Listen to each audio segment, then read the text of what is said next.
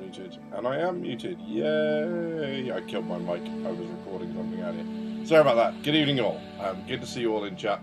Good evening to Alan, Stella, Monster AV, Ray Louderbeck, Jadomo, Stakara Gord, Arcane DGR, Shinobi, Dell, and Notorious. Good evening, all. Hope you are all doing well.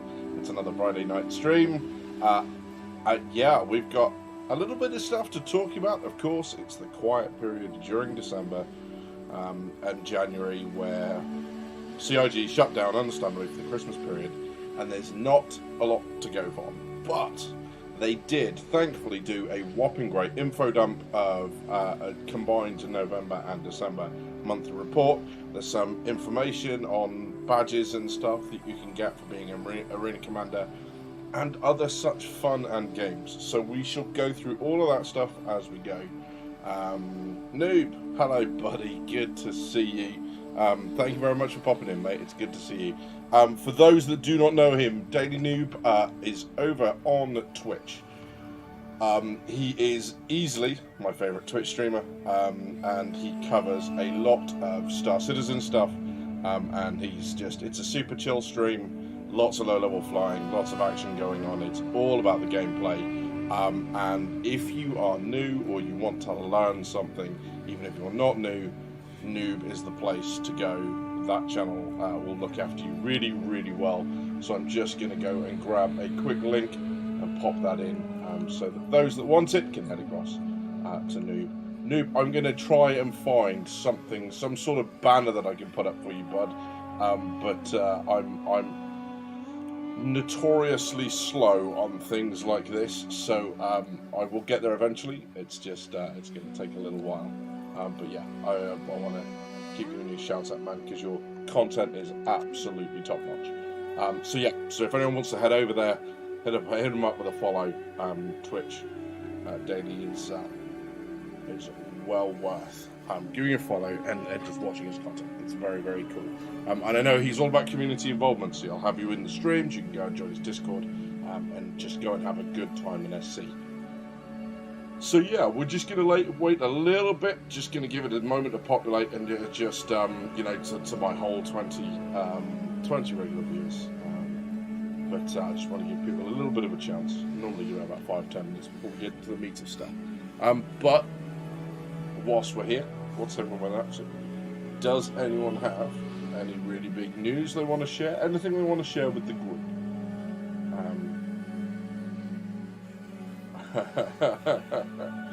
Yeah, that one. My background music is a bit hot while you're speaking. No worries, I can turn that down. We can knock that down. I think, again, that's kind of a thing of me recording bits and pieces and different stuff with OBS earlier. So, all my fault, but that should kind of knock it down. Yeah, anyone is welcome into Daily Noob's chat. And I can't believe I just said that out loud, but that made me a little bit upset. Right. I'm not drinking this evening. I'm on the 2-litre bottle of copium to deal with the fact that we haven't had any information from CIG since just before Christmas. So yeah, and I drink straight from the bottle because it saves me doing washing up. I don't have a dishwasher, I'm still mandronic, so yeah. Cool. Okay, so we're going to have a look first through kind of some of what they've got going on with their feature reports and the like. So let's have a look. Let's see if I can get us to the right place. That'd be a start, wouldn't it? Let's do a quick burst.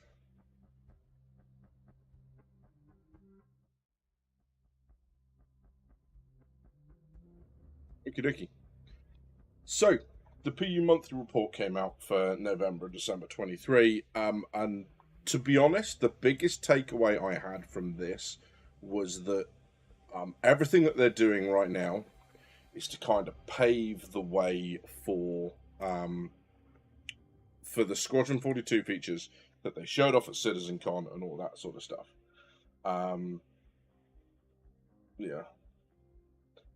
So there seems to be a lot of bug fixing and a lot of kind of work towards stuff on the back end that's going to give them the reports to figure out what's not working with what they port across. So there's a lot of work on tools, and frankly, there are some sections I tried to read what was going on, and I was just like, I read that 3 times, and I'm dumber than when I started. So yeah, there's a lot in there that maybe doesn't make sense. If there's someone in the stream that's a bit more of a tech geek, wants to put it into words, you know, explain it to me like I'm a 5-year-old, then I'm all for it. But yeah. Monster Avy says, not really news, but for SC, they sent out an email saying the 2023 ships are getting sold again on the 18th. Interesting. Yeah, we'll get there. No dishwasher. How do you do it? I just give up and buy disposable cutlery. Do you know what? It's all about washing it. Don't let it pile up. Because the minute it's a pile, it's just like, oh, it's easy to just go buy new stuff. Yeah, that. Don't let it pile up. Yeah. So let's have a quick scoot through then.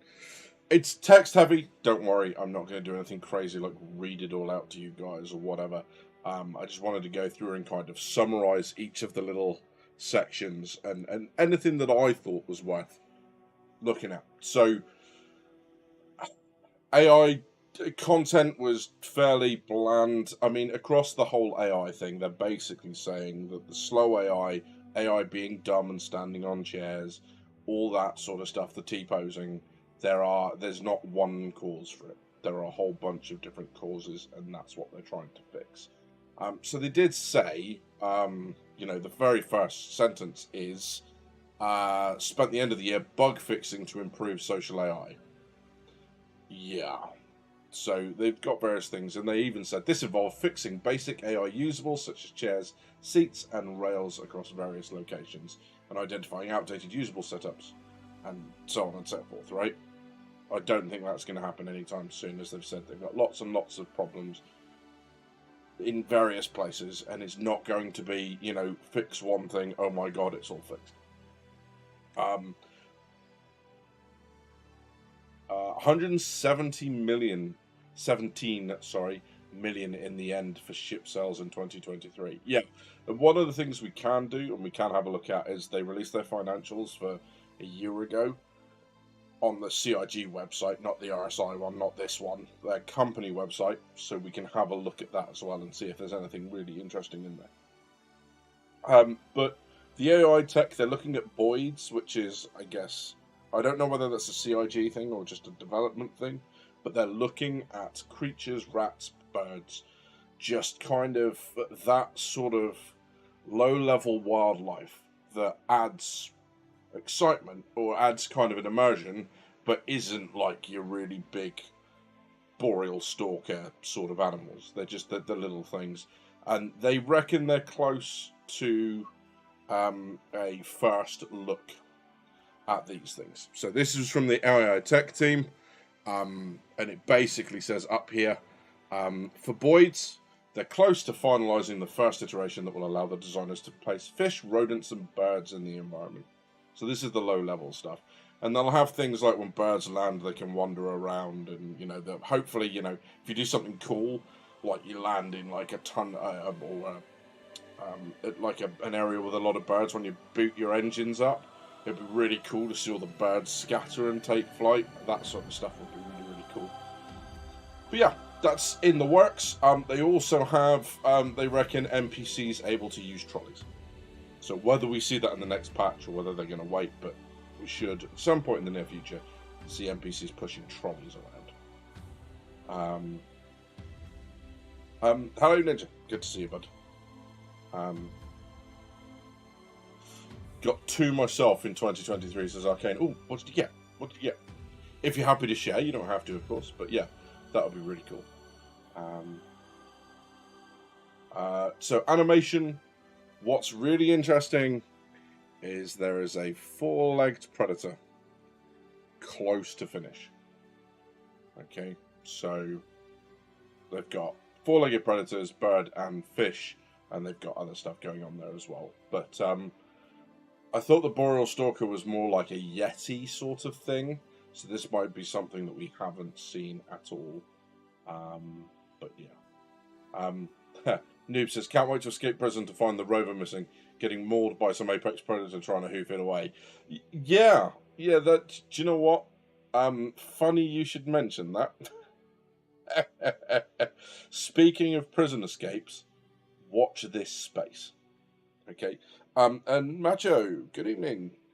Good to see you, buddy. Glad to catch you on stream.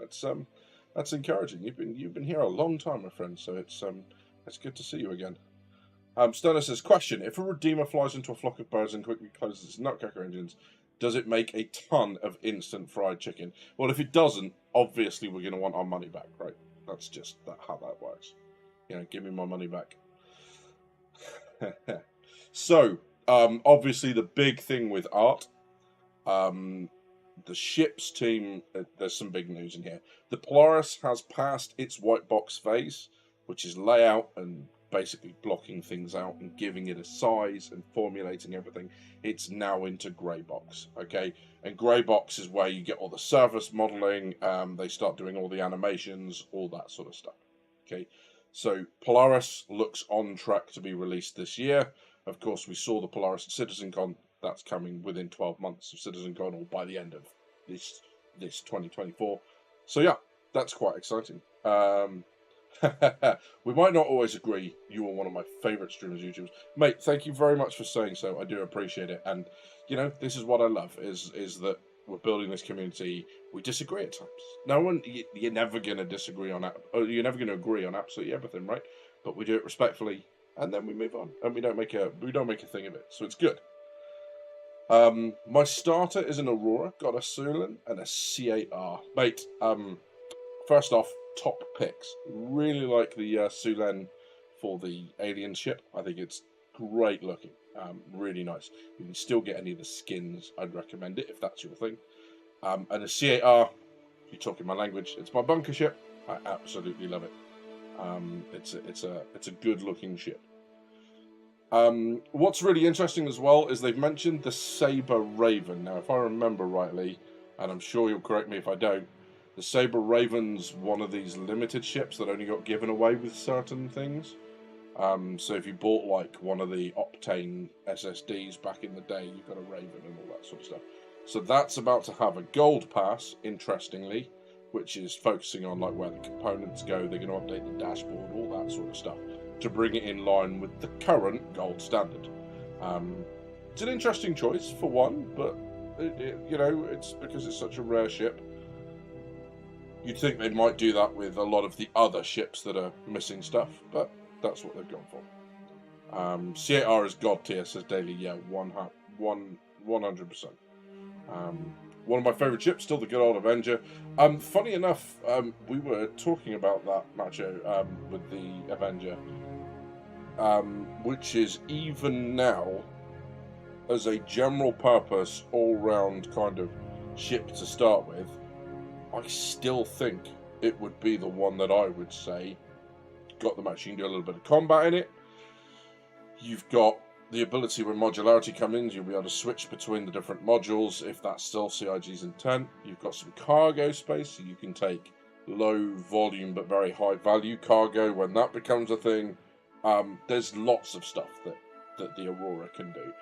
You know, all your delivery missions, all that sort of stuff. It's a very versatile ship. And then you've got space for your friend to come along, you know, and you can take people around in it. You've got a bed to log out in. It's a really, really good platform. Yeah. And as Daily Noob says, Avenger absolutely slaps with the right loadout. Yeah, there was a recent Raven giveaway, wasn't there? It was to do with the esports stuff. I think it was DreamHack. They did a bunch. They even give a Saber Raven style computer away. But yes, yeah, it was all to do with a giveaway and stuff. Yeah, Jadomo says my C8R lives in my A2. Very interesting. It's yeah, so you can bomb people and then heal them. I guess I don't know. I guess there's not much coming back from those bombs. You're not going to be waiting for a revive. You're just going to be sent straight back to factory settings. But yeah, so that's the C8R. And there are also 3 new variants being worked on, and that's all the information we've got. So I would imagine one of those variants is the Zeus ST, which they kind of mistakenly showed off at CitizenCon. which we think is a racer, but I'm not sure. Apparently, when it was shown for, it was up on the site for a matter of a couple of seconds. People clicked on it and it said racer. So yes, that's that one. Jadoma says no, it's just a big healing bed. It's literally your medical bed for your AT. Nice. Happy with that. But yes, the other variants. I don't know. What do people think? What would your choices for variants be? Am I right about the ST? What's the feeling? Matthew says, I personally cannot wait for the Perseus. Low crew, high damage. Plus, it looks pretty good in concept art. I might be a little bit biased here. I don't know if anyone spotted that, but it looks so good. Cannot wait. Arcane's got 2 long-term goals: a Carrack and a Apollo. Nice choices on both. Carrack, very, very versatile, and the Apollo, triage or medevac? What's your choice? I've just realised that I've set the stream up to normal latency, which means there's a longer delay than normal. So I'll ask questions, and if it feels like I'm moving on, I'm not. It's just because you're a good few seconds behind me. I've got to stop doing that. But the problem is, I don't think there's any way to change it mid. No, there isn't. Well, that's no help. I'd have to pause the stream and then start again. And we're not going to do that, because that's just an amount of noise that I'm not willing to deal with. Cool. Okay. Medevacs is Arcane. Nice. It's one of my stepping up points, Arcane. So I've got a chain that runs me all the way up to a Reclaimer. 2 stepping off points that I really wanted. One was the Vulcan. The other one was the Apollo. So just in case I need to step off. So yeah, nice. I think the last Zeus is going to be a luxury one, says Macho. Especially if you look at the Aurora names, MR, ES, and CL. LX is missing. Yeah, interesting. Although I suppose to have to do that many variants in all of their ships might be a little bit taxing and kind of flood the market. But yeah. Noob says, I really want a 400i, 600i, and 890 jump medical variant, mainly so Origin ships have a use. Daily Noob with the Shade Origin. I don't think there's much that I can argue at with that, to be honest. I think ads have just gone in, so we'll wait for people who haven't got ad blockers and stuff to come back. But yeah. Maybe the 3 variants of the hoverbikes teased at the start of the ship silhouette slideshow at CitizenCon. Yeah, I mean, I think I'd like to think they call that new ships rather than variants. I think that would be a bit disingenuous of them, but possibly. 100%. Of course, a variant doesn't have to be of a released ship. You're entirely right. It could be something that we don't have yet, like the ST or the hoverbikes. Yeah. Jadoma says, I think the leak had the picture of the Zeus ST. Yeah, it was fairly clear. It was pretty much exactly the same picture as for the ES. Where they're getting hit and you can see the shields taking the impact. It was basically that, and you could see very clearly ST written down the side. So there's something. Vulcan is super sexy, says Arcane. Healing ships loop. Yeah, look, I think, you know, at the moment, there's not much reason, and we were talking about this the other day, there's absolutely not much reason to take repair ships, refuel ships, rearm ships. At the moment, there's just no need for it. When it's so cheap and accessible at different stations, why would you bother? Unless, you know, you've got crime stat and you're purposely trying to hide from people. That I can understand, right? Because that way then, even if they've got a marker on you, if you're in the middle of nowhere meeting up with a Vulcan, people still have to try and get to you somehow, right? But for anything else, I don't think there's a purpose. But when it does come in, it's going to go from this gameplay loop that's optional to absolutely necessary. And I think it's going to happen pretty much in the blink of an eye. So, yeah, interested to see what they do with that. Medical Ursa, says Stunner. Stunner, I really hope you are bang on with that. I think you are.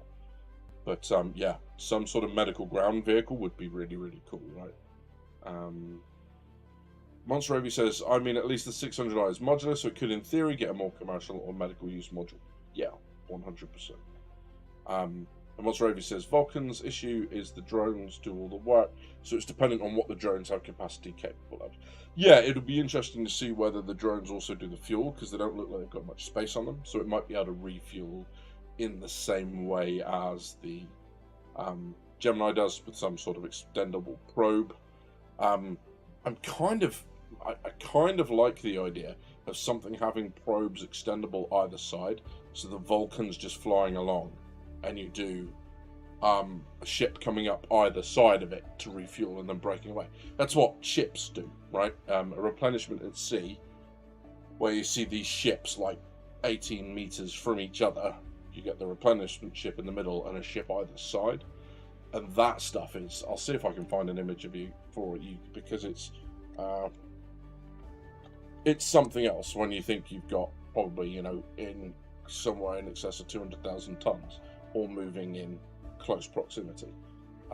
It's kind of crazy. Let's see what we've got. Can I find an image for you? Oh, there we go. That'll do. Oh, and it's Royal Navy as well. Let's do that. Wow, that's an advert, so I'm not going to do that one. Let's have a look. Feel free to talk quietly amongst yourself. Yeah, something. Oh my god! Like they literally find the smallest possible images. So these are all stock photos, right? But we can use this. This works. So what you're looking at is this up here, right? As you've got, this is 3 ships. You've got the replenishment ship in the middle. You've got, I think that's an Arleigh Burke there, or is it Tycho? That might, in fact, I think that is a Tycho, because it's got no gun there. So you've got a Ticonderoga, and then you've got the carrier in the background, and that's what happens. Is that when the Tycho breaks away, it will peel off to the right, starboard in nautical terms, and then something else can come up behind, and they've got independent parties, so the ship can replenishment at sea, or RAS, each side as they go. And something like that with a Vulcan or some other ship would be really, really cool. You can kind of imagine the formation flights. You've got them, you've got the 2 guys behind in the waiting stations, and then you've got, like, you know, the other ships kind of flying protection for it. I think that would just be really cool, right? It would be one of those moments that people might really enjoy in the game. But yeah, there's that. I'm going to put chat back up now that I'm finishing talking crap. Yeah. Deep exploring in Pyro, Carrick with CAR, Medical Alistair, and 2 Fury Escorts. Yeah, we were talking about this before. We were looking at different ways of putting fleets up, and like the way to think about fleets and how you could do that. And you know, the Carrick for me was the easiest start of it. Yeah. You know, the Carrick does a lot as a kind of mini carrier, if you like, in fill it with Furies and a CAR or something. Replenishment at space doesn't have the same ring to it. They like to just use the new term underway replenishment. Yeah, because you can't call it RIS, right? You couldn't call it replenishment in space, because that's not all that term means. So that's not going to happen. But yeah. Yeah, so that's the news from the ship art team. Community was a lot of like Star Citizens, Bar Citizen stuff and all that sort of stuff that they were working on. Now, the only thing I really have to say about the economy section is that once again, Quanta conspicuous by its absence. So the Quanta system, for those that aren't aware, is the economy system that interlinks with the AI that's going to sit under everything. And you know, once they've got server meshing and the replication aerodynamic server meshing in, the whole Quanta is going to be I would suggest, probably the next most important thing in the game. If they can't get that working, they're really going to struggle. They're going to have to come up with some significant back-end work to get the rest of the game working in another way. Because it controls all of the NPCs, it controls all of the in-game economy.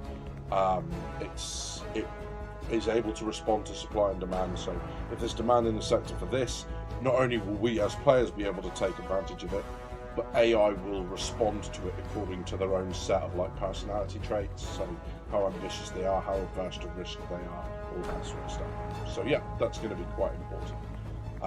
you got to stop it with a Liberator, man. Just no Liberator. Liberator bad as a character. Liberator bad as a character. So Arena Commander features. Yeah, this one's tough, like. So they've added streaming, as in location streaming. You know, like the object containment streaming stuff that we have in the PU. They're adding that to Arena Commander. Not for any reason of having like massively huge locations. They will be able to have bigger, obviously. But it's so that they can take locations from the PU and basically, with almost no effort, switch them over to Arena Commander and use them and not have to code a huge amount. So, yeah, it's a positive step for Arena Commander. They're also adding 3 more racetracks, and there is also this. So, this dropped as the latest thing on the comm link.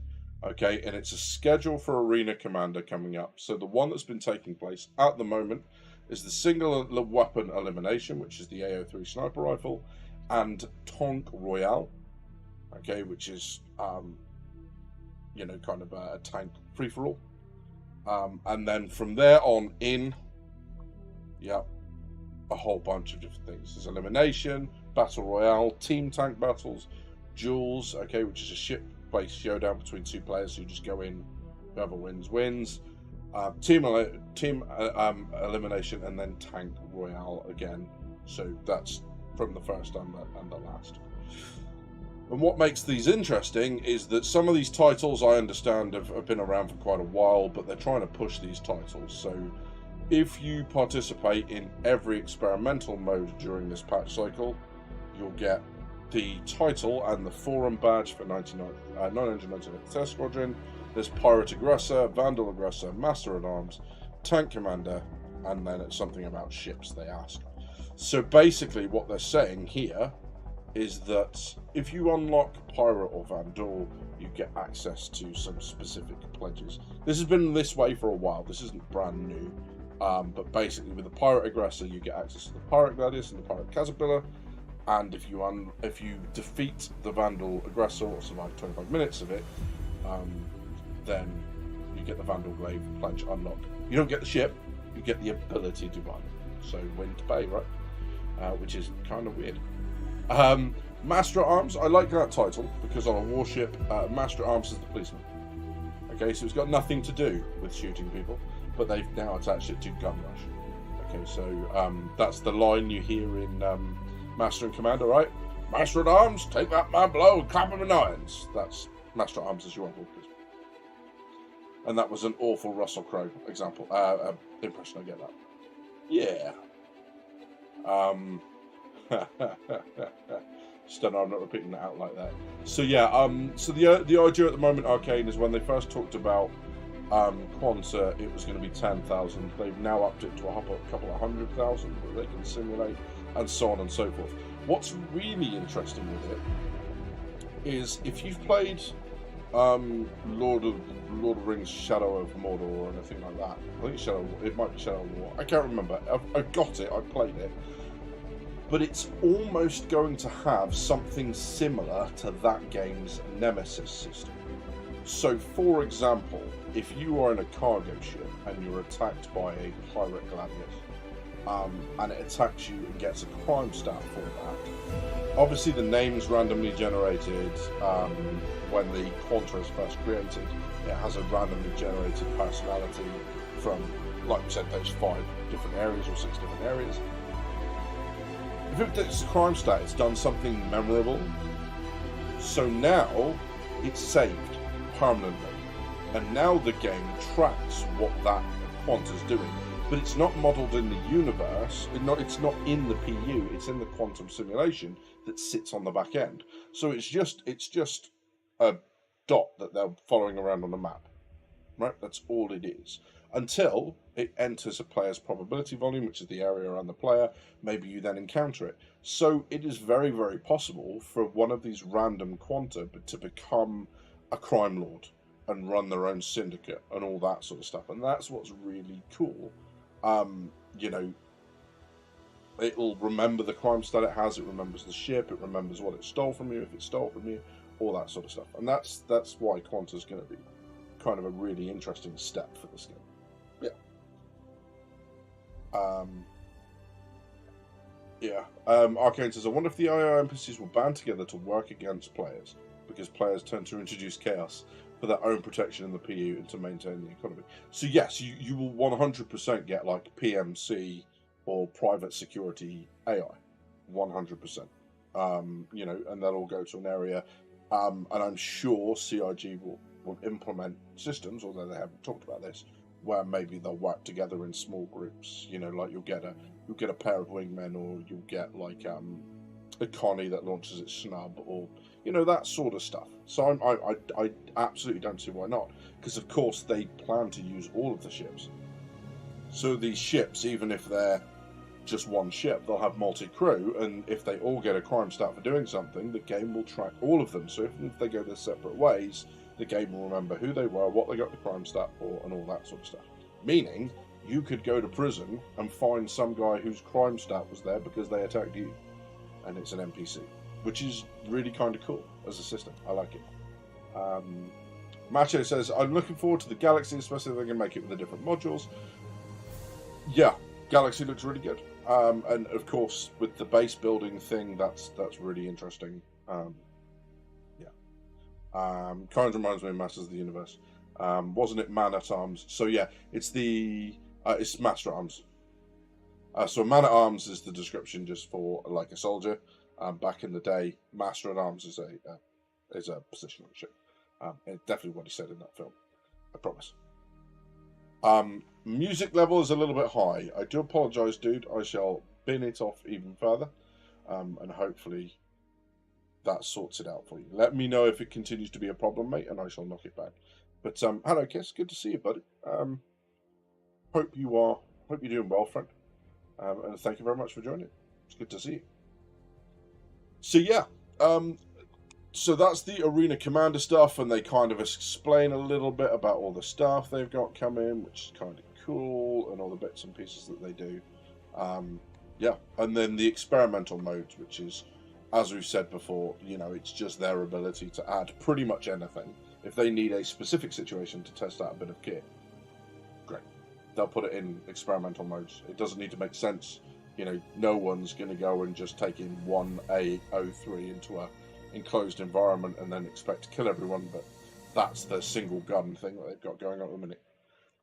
So yeah, so that's all on the website, and if anyone wants me to link this stuff in chat, then let me know if you want to go and have a look through it yourself. But just thought that'd be interesting because that seems to be there. I mean, we guess which ones they are, right? That's obviously your test squadron one, the one in the middle. They all seem to be at weird angles, but your Master at Arms seems to be the bottom left. Top left, I'm going to go with, I don't know. That's your Vandal, that's your tank, because I think that's a Tonk. And then there's your Pirate Swarm. So yeah, that's what your Spectrum badges will look like. Yay! Spectrum badges. Yeah. I did, Kiss. Thank you very much, mate. My New Year's. Why was that so hard to say? It was really nice. Went to a nice Thai restaurant in Plymouth, and then went home for the evening, and just had drinks with family and stuff. But yeah, it was good. I don't tend to go out drinking because you know you end up buying like 20-25 quid ticket to get in somewhere, and then it's just miserable or it's disappointing. So you want to move on, but then of course it's 25 quid to get in anywhere else as well. So it's just like, no, it's all right. I'll go home. I'll drink with family. It's all good. Beer's cheaper. You can control the music, what you're watching, and then I go to bed exactly when I want to. So it's got all the good stuff. I hope yours was good. I hope you enjoyed it. Players equals underclass, Star Citizens, Troublemakers, and Watched. Yeah, we are clearly the ones that are going to go in and break the universe, I think. And so should we. Okay, no, you're very welcome, my friend. Hopefully that's a little bit useful. We're going to go back now to the list here. A little bit on the missions front. They're adding deadlines for lots of missions. Now, it'll be for each mission, the deadline may well be different depending on the urgency of the mission. But basically, what they're saying is that there are some narrative missions that people are taking and sitting on. And because there's only one of that mission available, people will just take it and then go off and do whatever else they want. And because there's no deadline, they just stop anyone else being able to get involved. And I'm sure there's all been times where we've been sat there going, I don't get it. Like, this mission isn't appearing for me. So they're adding it for that. And the deadline is also supposed to reflect a little bit of, like, how urgent the mission is. So, like, you know, if it's an urgent kind of space assistance mission, you know, like a combat assistance thing, you know exactly where they are and exactly how to get there. They're not, you know, that mission's not going to sit there for 5 hours anymore. That's basically what they're describing. Data Heist is getting a counter mission. So, in much the same way as the drugs lab used to get one, now if you're on a data heist, you may well find that players have a mission to oppose you. And that's kind of cool, because that's kind of more of the interaction stuff being supported by the system. Yeah, and Macho, sometimes the missions bug out 100%. But yeah, that's them trying to fix like the player end of it. And I don't think it's necessarily a bad thing. And they're also doing some sort of time trial foot race thing that's going to use a lot of the ledge grabbing, you know, like the mantling thing. And if you don't believe me, there it is. In December, Mission Features began prototyping a time trial foot race to utilize more of the ledge grab V2 feature, which is, funny enough, what I did in prison an awful lot a week ago, and we'll talk about that later. Okay, so the graphics bit was just the point where I started going, I don't understand what you're talking about. R&D was worse. Basically, all I got out of the graphics is that Vulcan work is wrapping up. Okay, so the switch over to the Vulcan system, which is why people experienced last year and the year before quite a bump with their frames. That's why. Switching over to Vulcan, far more efficient system. So, you know, Vulcan is reaching the final stages of development. So, going forward, that should be kind of the key sets of optimizations in terms of the graphics engine, and we'll go from there. Del Kenobi, Badger's Prison Nightmare. Mate, you are not joking. It's pretty scary. So yeah. And then R&D, this is the bit, all I got from this is they're working on ground fog, okay? Because will someone please tell me what this means? Okay, this is what they've said. The R&D team spent a significant amount of time on the temporal render mode for atmosphere and clouds. Okay, that bit I kind of get. Now this bit. As a result, the first working process version of advanced history rejection, as well as refined disocclusion detection and preparation of dilated motion vectors, was submitted. More research went into the upsample and history blend process to achieve highly detailed results that match the reference full resolution render output as much as possible. I don't know what that means. Right? And I'd like to consider myself a vaguely smart dude, but I got nothing.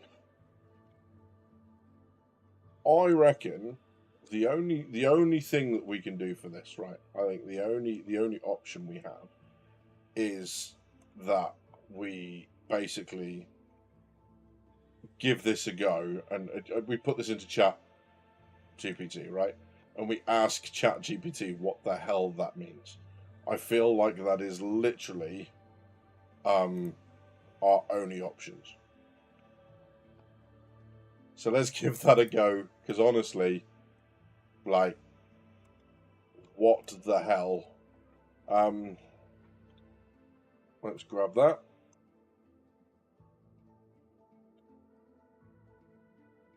Can you explain this to me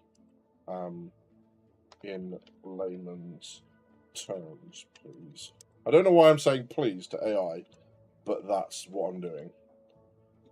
So, just to see what I'm doing, because I know you can't see it on screen. There we go. Let's give that a whirl.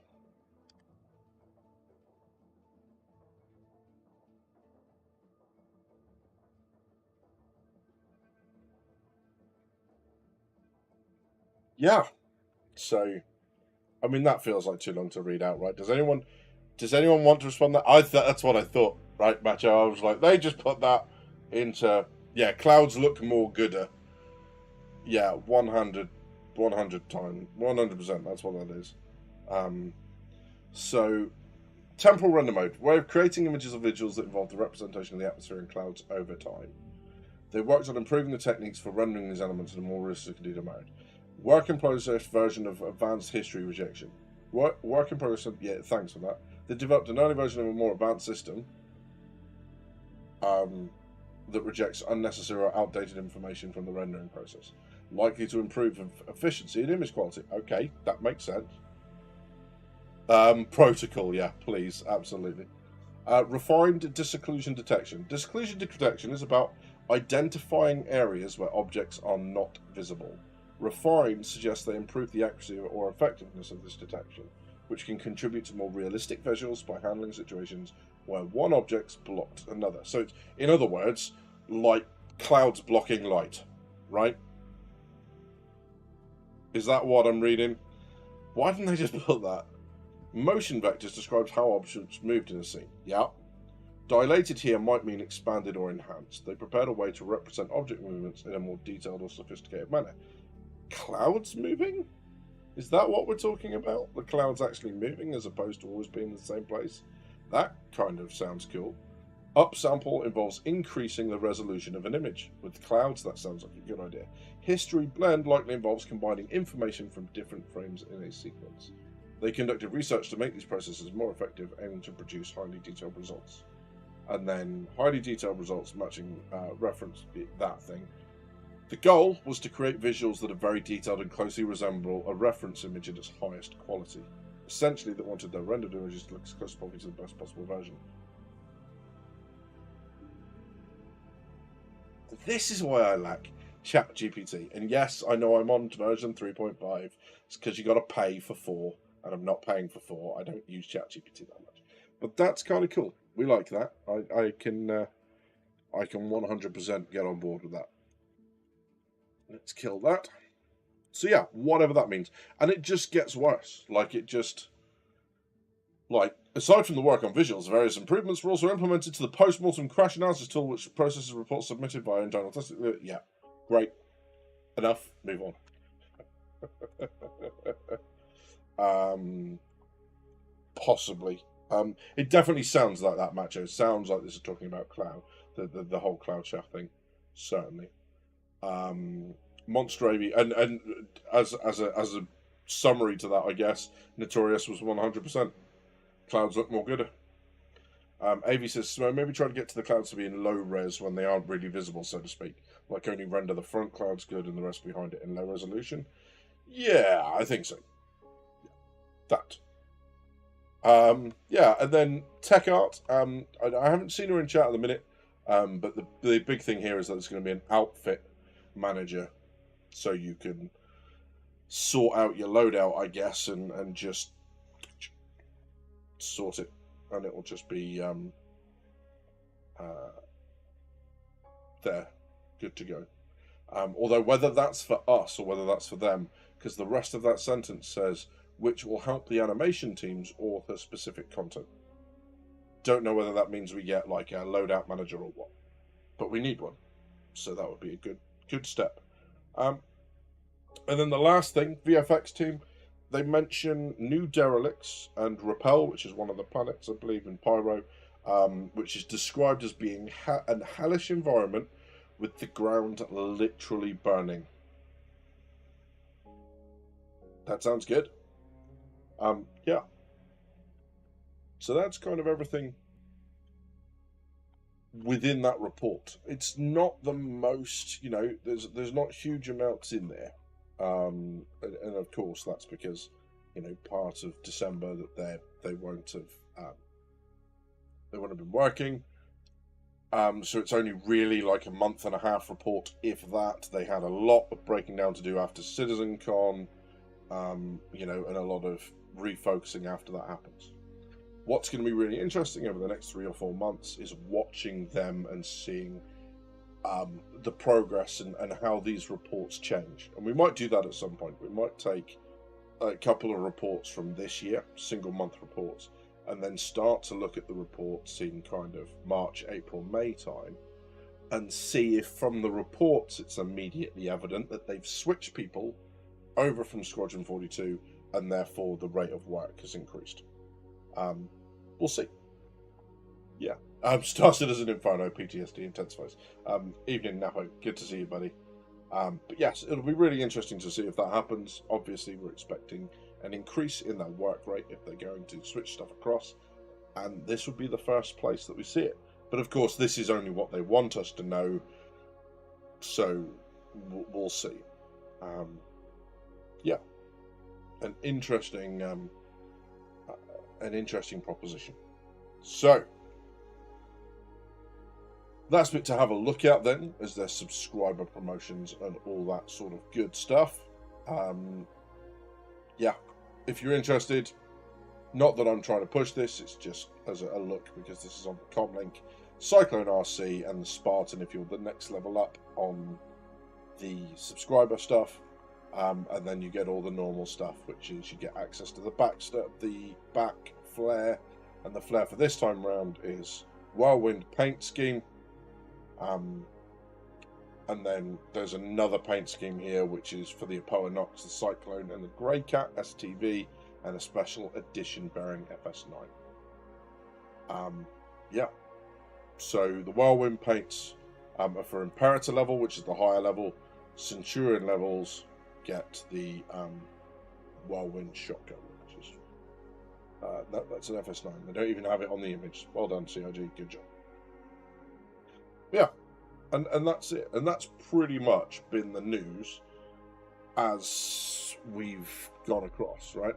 From Christmas through the new year. This is pretty much the long and short of it. Now, there was something that I wanted to look at. And normally I'm not 100% behind taking great, you know, aim or kind of commenting on other people's streams unless I or videos unless I really have to. But this one I think deserves it. Has anyone seen the video from Level Cap regarding a potential leaked release date for Squadron 42 Star Citizen? If not, let's take a quick look.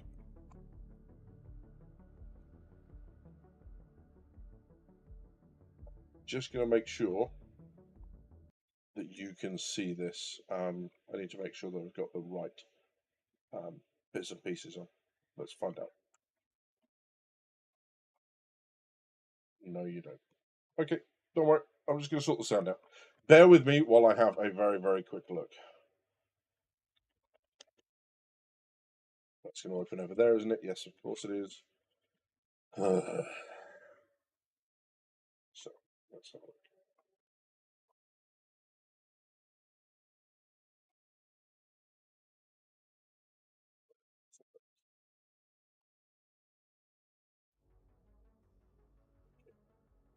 Yeah, has anyone seen that? I haven't seen any response in chat. Yup, says Kiss. Macho says yes. Stunner did as well. Yeah.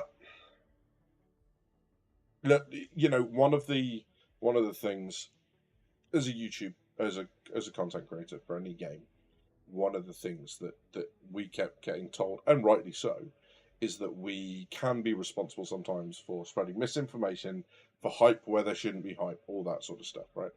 If that is true, and I think it is, then we are also responsible for when it happens, pointing it out and trying to control it, and trying to at least provide another point of view, and that sort of stuff, right? I don't think that's going to be a major shock to anyone, right? I think that's fairly obvious and self-evident. So let's have a look.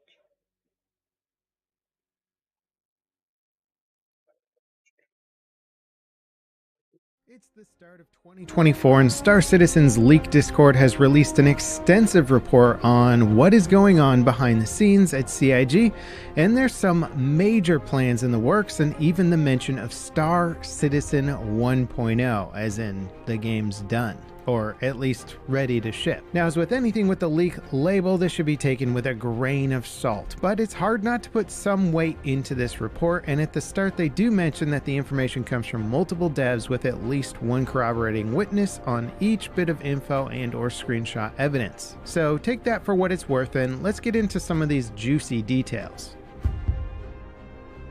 Now, Pipeline has details on what essentially is an internal roadmap for CIG. The company used to make these roadmaps more public, but because they kept having to delay these features, they switched over to the new tracking system, which only lists what's coming in the next major patch rather than what's planned out for a year or more down the road. Now, I'm going to list out some of the early year stuff here and build up to a grand finale that you don't want to miss. Starting off in Q1, we can hopefully expect the 3.23 patch. This patch looks like it's going to get much more extensive. The goal is to contain as many Squadron 42 features as possible. Okay. So, and then this is going to start triggering off some kind of crazy thing. Yeah, I didn't realize that Astropub had covered this, right? Yeah, but you know, and I'm sure you can see it too, right? The intro of that video was everything that a YouTube video should be. A hook. You know, the disclaimer. Well, if it's wrong, I did say that this might be wrong, right? And then the excitement builder, but it's hard to not put some stock into this. And then the, well, you know, they did say that it was verified and stuff.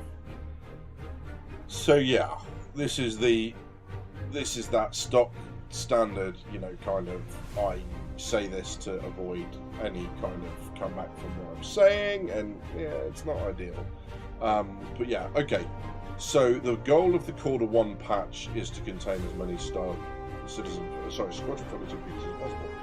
Yes, that could be said for every patch this year, right? Why wouldn't you? Like, when would that ever change? Until they've done, and then it's still kind of the goal, because it's like as many Squadron 42 features as possible, which is 0. So that's a little bit weird. Yeah, the meshing tech preview, well, again, I think that's an easy guess, because they said that by summer they wanted it out, so a tech preview this quarter or next quarter was an obvious call. So yeah, all right, let's see what else he's got to say.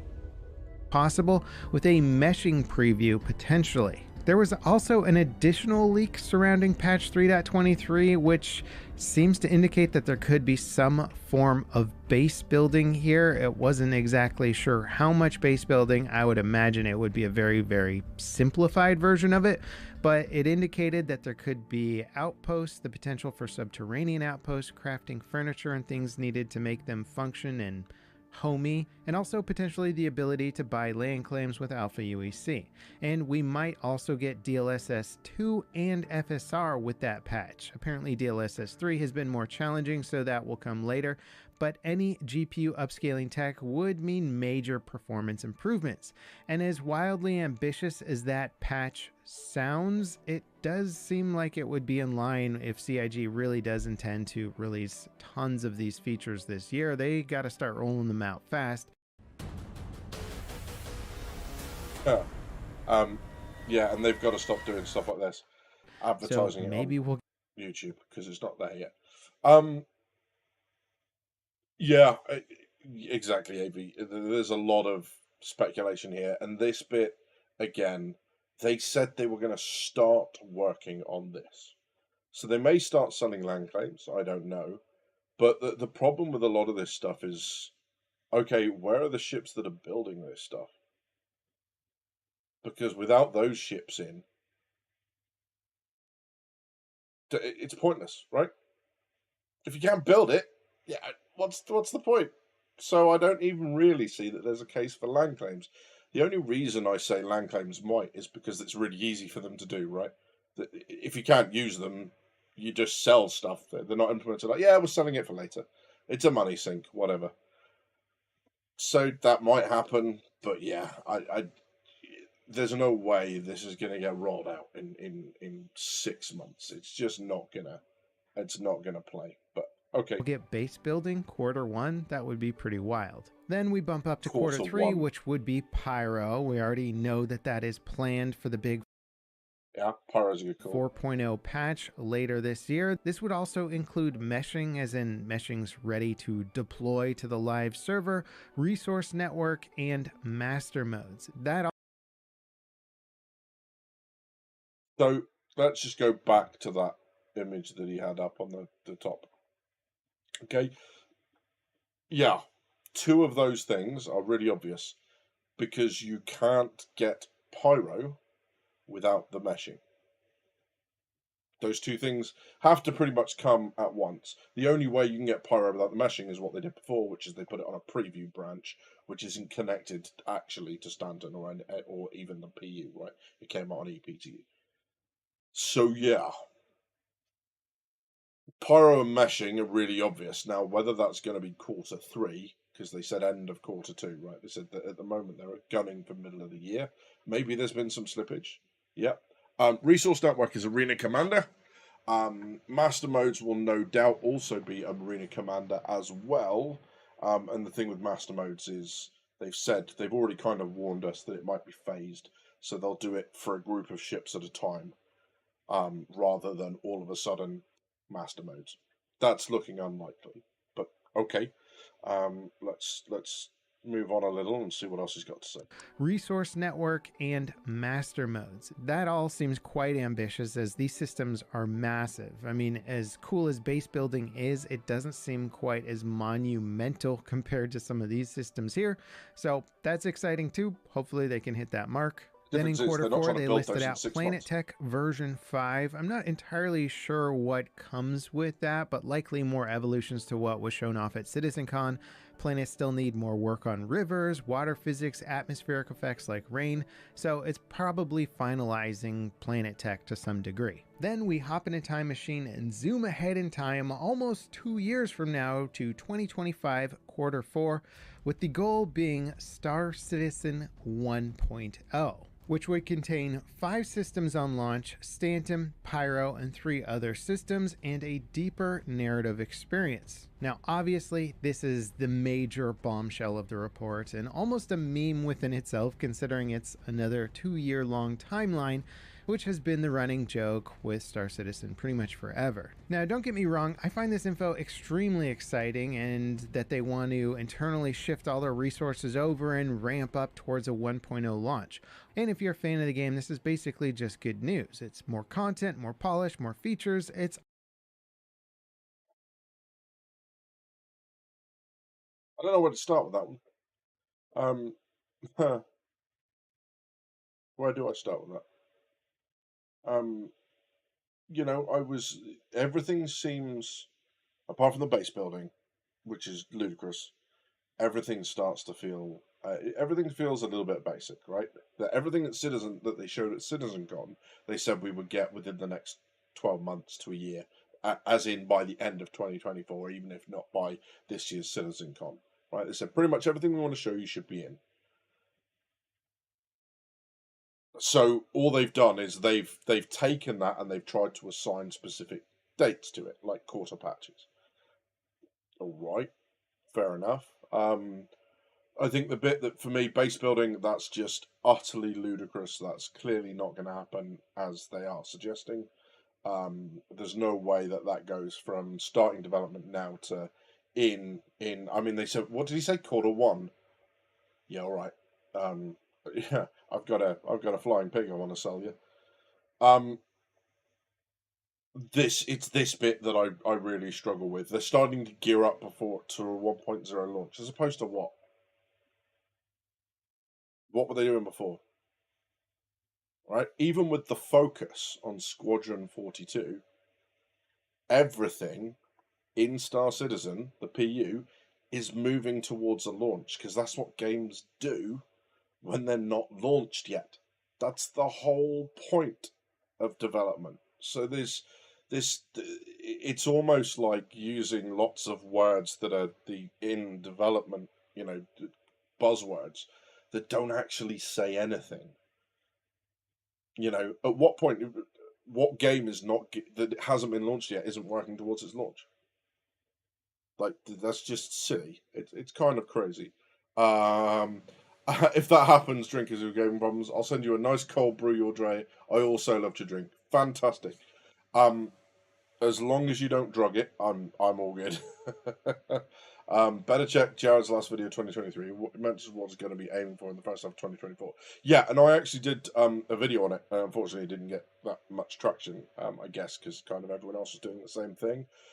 But I went through that, and not just what Jared put in that video. I also went through CitizenCon and kind of videos from the last quarter, and put in everything that we knew about, and said this is when we think everything is coming. And I think I even did it by date. But there's images of all of it, or footage of all of it, so it's there. And they're not saying anything we're not hearing. They're just applying specific. We know it's coming by the end of 2024, or at least that's the plan. They're just applying specific quarters to stuff. So yeah, I find this information completely exciting because while no, it's not true, I can totally monetize it. Stunner, crazy. You mean to say that some YouTubers are in it for the money? How very dare you, sir?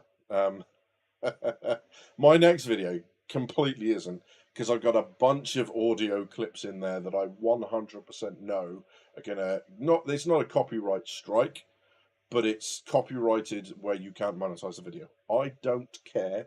I want them in the video because this prison video is kicking my backside, so I'm going to do it the way I want to do it as opposed to anything else.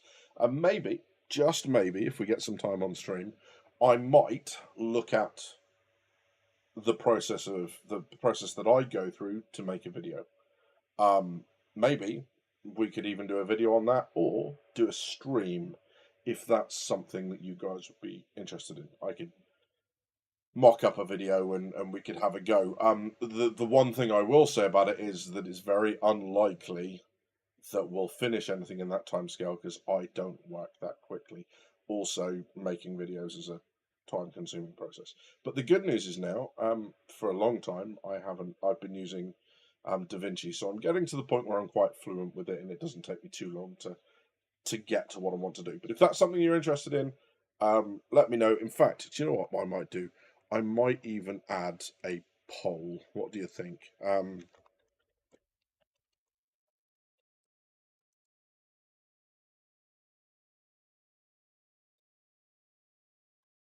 Let's pop that in. Yeah, and I can't spell, so there we go. Let's pop that in. Add option.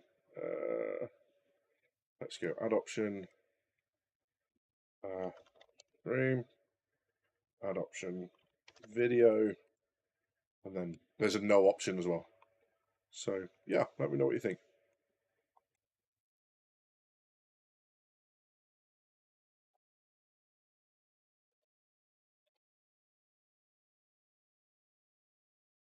Of course, now it's not going to let me click start poll. Yes, it is. There we go. We're good.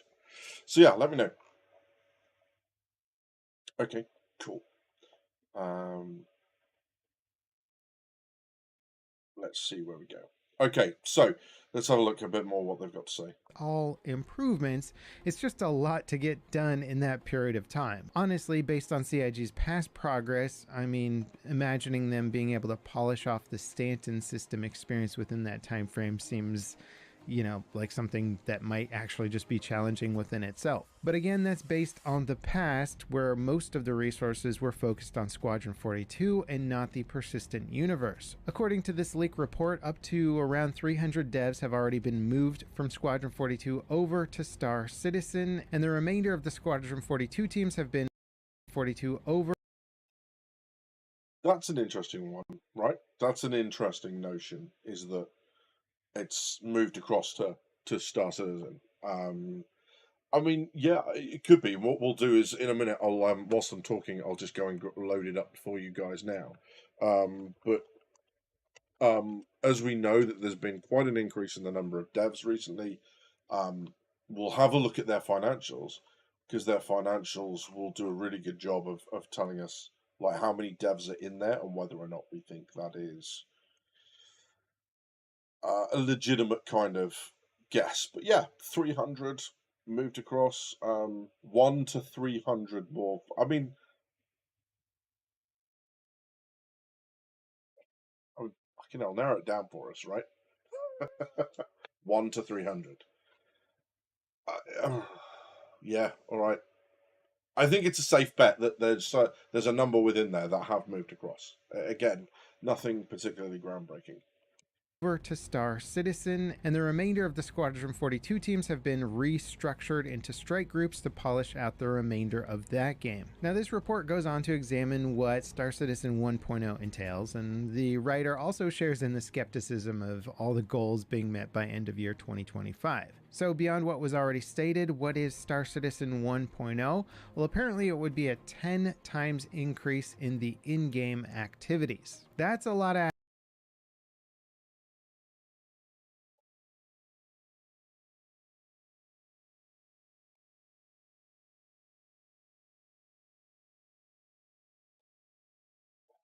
You know what? Here's the interesting thing about this video.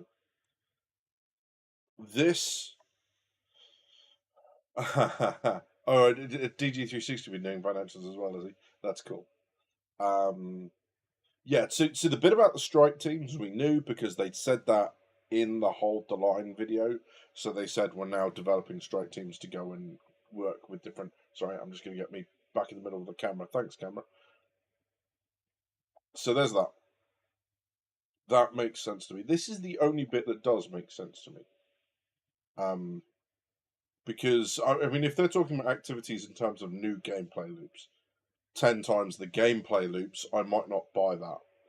But if they're talking about the idea of increased number of missions and the scope of what those missions can do and how more complicated they can get with chaining them and stuff that we saw a long old time ago. Does anyone remember the Mars Eckhart one they demoed where he betrays them? So they go and get the experimental board and then go back to the pirate base, take it over, and then Miles Eckhart and his buddies come down and kind of, you know, ambush them at the pirate base.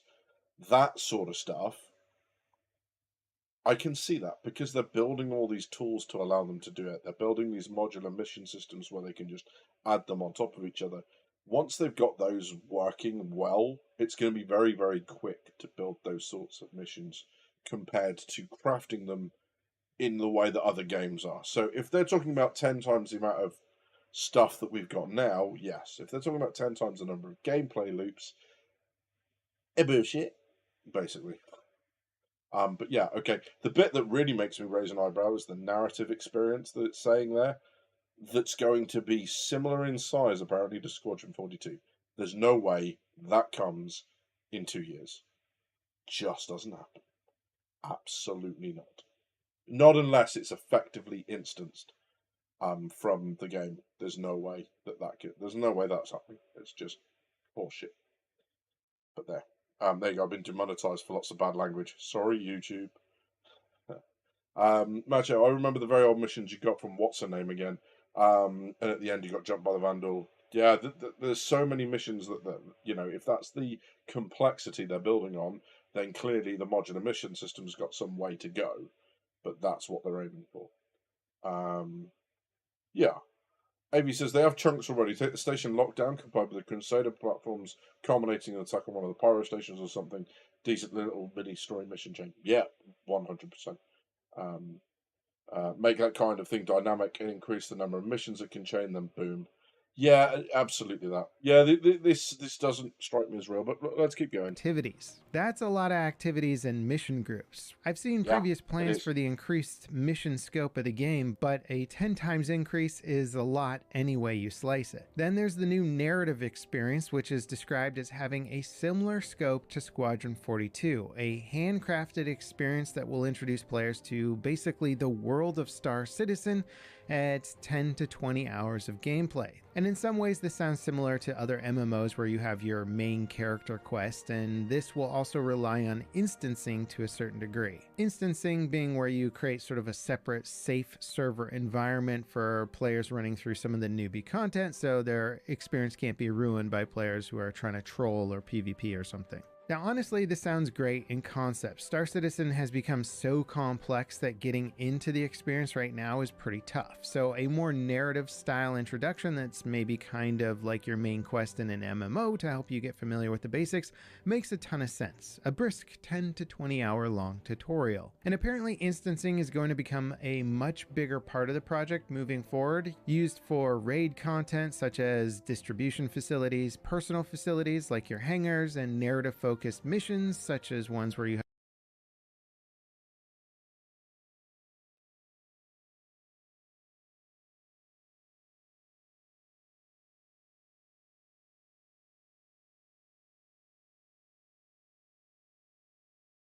We've already been teased as what these upcoming separated game worlds will be used for. Raid content, such as the distribution facilities, personal facilities, such as... That's not really going to work on planets, is it? Because how do you instance it on a planet? Not in the same way, right? It doesn't look like it's going to... I mean, that would be pretty tough, because at what point do you come back into the world? Like, how do you know that where you reappear, you don't just appear into something that's already going on? That, you know, people are like, ah, there's nothing around here, and all of a sudden, right next to them, bunch of ships appear. How do you manage that? Um, I don't know. I think the top line, the incomplete one, is complete scope remains elusive to us. I would imagine the start of that sentence is something like while the complete scope remains elusive to us, we've already been teased. But they haven't said that, so someone's guessing here. Right? And also, if this is coming from the devs, they haven't been teased at all. So this is someone writing that isn't a dev.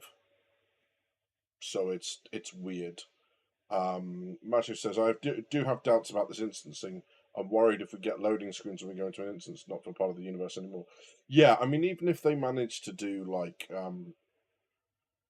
so the server meshing would be really interesting, right? Is that you could have two servers running the same area. So, like we saw the demo with the three different parts, is that everyone's on one of those servers. The people who are instants are flagged differently, so they go onto the other server, and neither side can interact or see or do anything. The other one's basically running a copy, and that works. The question is, when do they reappear back in the world?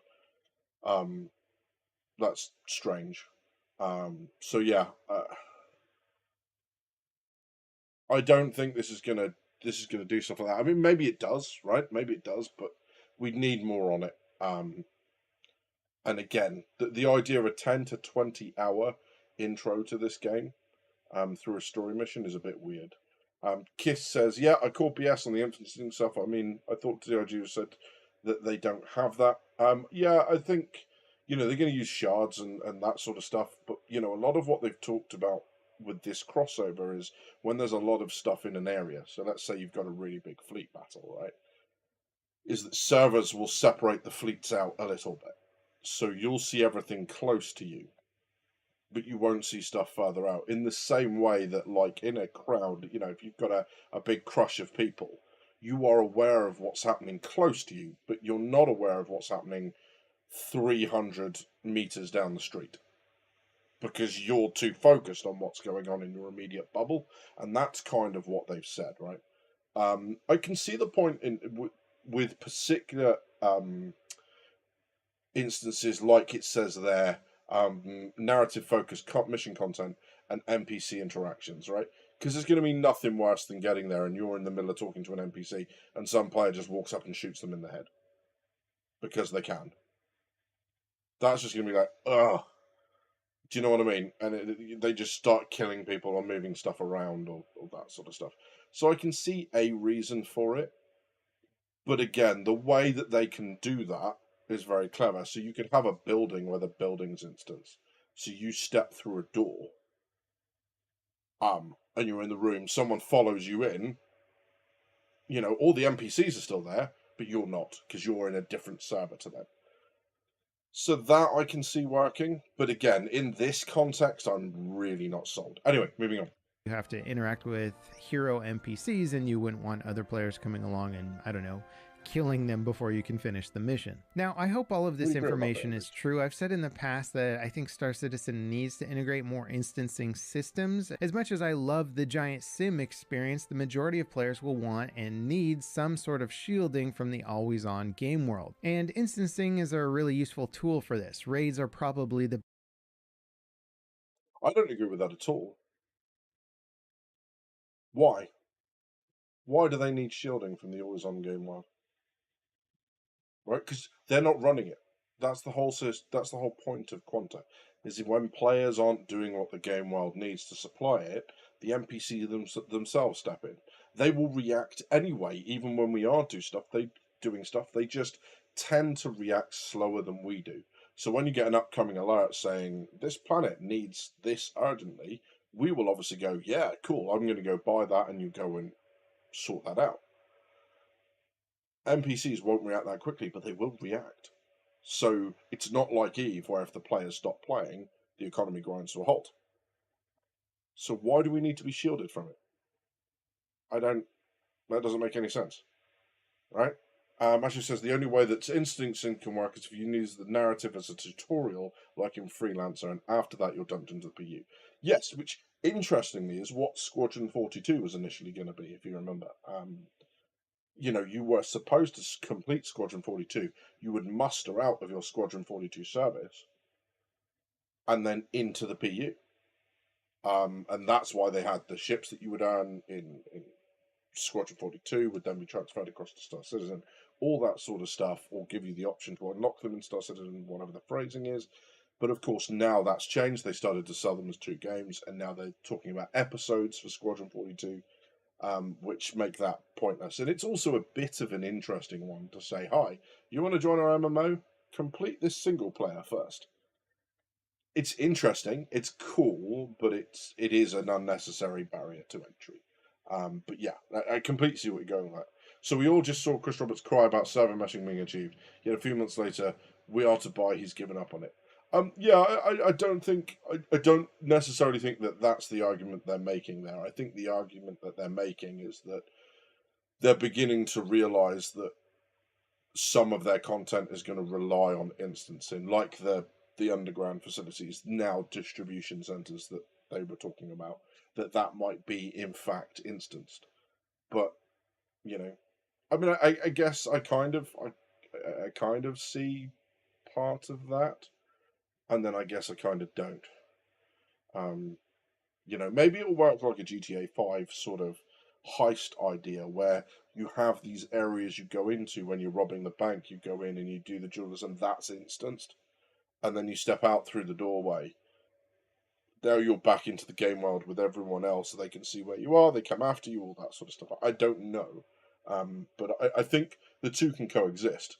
But yeah, they absolutely. I mean, this game can't run without server meshing, right? Besides the people who do not have Squadron 42. Yeah, absolutely. An unnecessary barrier to entry. But let's keep looking at what he's got to say. Best example, you want to get together with a group of friends and run some high-level missions. Well, you might run into some other players on your way to the mission, but once you land and get into an instance hangar bay, now you're separated from the rest of the bigger world, and you can focus on the mission at hand rather than having to worry about somebody blowing up your ship on the surface while you're in an underground facility. This would also give CIG a lot more freedom in crafting out detailed narrative missions, since narrative... So he's got a point there, right? I'm going to say he does have a point, and I think that's well reasoned, right? So let's look at these distribution centers as an example. You've got a mission to take a whole bunch of cargo there, so you're in your Caterpillar. This thing's loading to the brim, then you're heading down there, and someone decides to use that location as a raid because they're anti that faction. So you're going to trade with that faction, they're positively against it. Now, would it make sense for them to be in an instant so you can continue doing what you're doing, and not have to just wait for people to come and deal with it, or for them to clear the raid content that they're going? Because you get a warning, we're under attack, and you just go, great, I'm now going to sit in orbit for an hour and a half, 2 hours, 3 hours, while they clear their raid content, and then I'm going to finish my mission. I don't know. I mean, maybe that's part of the whole open world thing. Maybe they opt to do that in different ways. I don't know, because there's clearly only going to be a number of these facilities. Maybe the way that they give everyone content to go and do is they instance them, so one facility can be running 10, 15, 20, 30 instances at a time.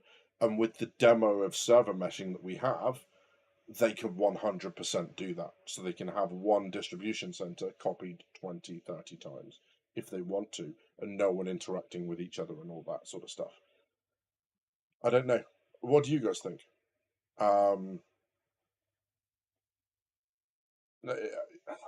I can see both sides. It's a bit hard to talk about this living, breathing world, but there are no loading screens, to then magically separate people at the same locations. I can see it either way. It's a great aspiration, that, but there are real world game realities in that, which is, because okay, so let's do the flip side, right? There's some really good raid content. These distribution centers are amazing. They're like the new gold standard in raids and all that. How would we feel if we could never get into one? Because if you can only raid one at one time, unless you just want to go PvP and stop them doing it, you can't actually get into them because there's people who are waiting for those missions or picking them up, and unless you're just sat there staring at your mobilas waiting for that mission to go live, you don't get in. I mean, that too is poor design, right? It's kind of an interesting one. Avi says, I mean, probably get big rep points for crushing a raid on whoever you're trying to rep up with. Yeah, 100%. Although I would argue that if you're in a lading Caterpillar, you're probably not crushing anything other than whatever you're landing on. Stunner says, the main issue I have there is that he's talking about what way things could work versus how CR wants them to work. Yeah, and this is the thing, is that this idea, I can see it from, so the game dev side says instancing makes sense. The Chris Roberts vision says it doesn't. And we don't have information either way other than a questionable leak. Macho says it will break a big part of this open world with no interruptions. Yeah, because some people will say, well, look, you need PvE content. You don't. There are games out there who are based entirely on PvP. If you look at PlanetSide, there are no NPCs at all. PlanetSide 2 is the combat is entirely based on people. There are plenty of games out there like that. And PlanetSide is big. I mean, clearly it's nothing, because nothing's this big, but it is big. So yeah, that's an interesting one. Avy says, think that they have to kind of leave some things like raids open because they need to do both sides. Siege of Orison would be better if more people can join rather than just the 3 you started with and such. Yeah, and I suppose that's the flip side, right? So Orison's a really good example of this. What about Orison, which there isn't really a way to take the Ninetales side in Orison, other than to rock up and just start killing people. Which is a bit weird, because of course most people don't rock up and actually kill people. They do stupid stuff, like they wait on the platform for people to walk past them and then they shoot them in the back and that sort of nonsense, which we saw when I did Siege, right? That should Siege be PvE only? I don't know. You tell me. And it doesn't necessarily speak to the instancing. I suppose we're kind of veering off towards PvE discussions now. But, you know, the argument of, well, nothing's going to be PvE because players can always intervene. Well, they could make it with instancing. But again, now we're back to the question of what makes sense game dev-wise versus Chris Roberts' vision. Kiss My W says, this stuff isn't a problem now, so why is it needing to be fixed in the future? The only things I need to be instances are hangars and missions in landing zones, skyscrapers, like they've already said. Yeah, that works. 100%. And that's the thing, is that often with game design, it's the danger isn't not having something, it's putting it in and then taking it away from people. So one thing that Daily Noob says a lot, which she's absolutely right, is if they were to right now remove coupled flight, everyone would throw a fit about it.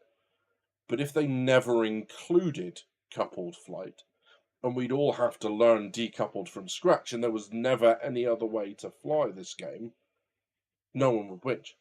They might whinge that it's difficult to learn, but the thing is now that we have coupled, taking that away from people is the issue. So not putting it in, not a problem. Taking it away is a problem. So they've got to be really careful with what they do with instancing, because if they put it in and then try to take it out, people will, you know, you see what I mean. Eve also, for example, yeah, 100%. Kiss My W. Yeah, Eve, matching, you're right. Eve is an even better example. Everyone gets to kill everyone all of the time. And yes, there are high-sec spaces, but that high-sec doesn't mean you can't attack people. It means there are serious repercussions for doing so, because they send lots of nasty stuff your way to try and stop you. There were whole stories in Eve about people going and shutting down high-sec stations because they put a huge fleet in and just fought off all of the Concorde, which is like the security. It happens. Kiss My W. These distribution centers are massive. If the bunkers don't have congestion problems now, why will they have this problem later? When I do a bunker, I don't worry about people blowing my ship up. No, 100%. The reason I use the distribution centers as an example would be, let's say you're sent there to steal a specific cargo, right, or something. Then the mission that's generated is you're in there to steal it, and then obviously people can come and stop you. If there are, let's say, I don't know, 5 distribution centers per planet, in Stanton, that gives us what? You can't really do them on Horizon at the minute, so it's only planets with a thing. I guess you could put them into ArcCorp with a little bit of modulation. I mean, you could put them into Horizon as well, but you get the point, right? So even with all of the planets, that's only 20 of them. So if you've got 20 groups wanting to do raid content, then if you're the 21st, you can't do the crime section, you can only do the go stop them. So you're just there for the PvP, not the story and the puzzle solving and everything else, because they're doing that. Although I suppose you can have competing pirate gangs and stuff doing things. Yeah, it's interesting. You know, that's it. As long as it doesn't stop access to stuff for people, you know, then I don't have a problem either way. Matthew says, not for me. Gives me some extra tension. It's not that I suit everyone in sight, you know. Are you sure? Are you really sure? Monster Ravy says, yeah, it kind of feels like the Siege of Horizon 1.0, so to speak. 2.0 as Ninetales sign. Restart the Iffy, retake the platforms and stuff, get a proper Ninetales installations and spawns. Yeah, I think the other thing with Ninetales, with Siege of Horizon, is having multiple places to insert for both sides. Because that one place, right, with the shuttle, if you stand at the top of the steps, there is no armistice zone. So all you do is you stand there with a couple of grenade launchers, and when the doors to the shuttle automatically open that no one has any control over whatsoever, you just spam grenades through the doorway because it's nice and glass. You can see exactly when someone's going to get hit by it, and then you know, because even in that in the shuttle, you're in an armistice zone. You can't even pull a weapon out. So you've got to get out onto the platform to then pull your weapon out, to then engage the other guys, all the while they can shoot you with whatever they want.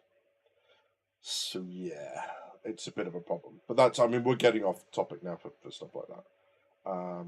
Yeah. Notorious says, I often find those saying that this game needs PvE content, the same solo players that want to guarantee a positive outcome by removing players as a threat to them. Yeah, that sort of stuff. The sort of people that think they're going to solo really big ships. It's just not the point of the game. Monster Raven says, "Yep, it's the way I want to solo my character having combat people." Funny enough, I said that before I read that, but yeah, we're on the same page with that, bud.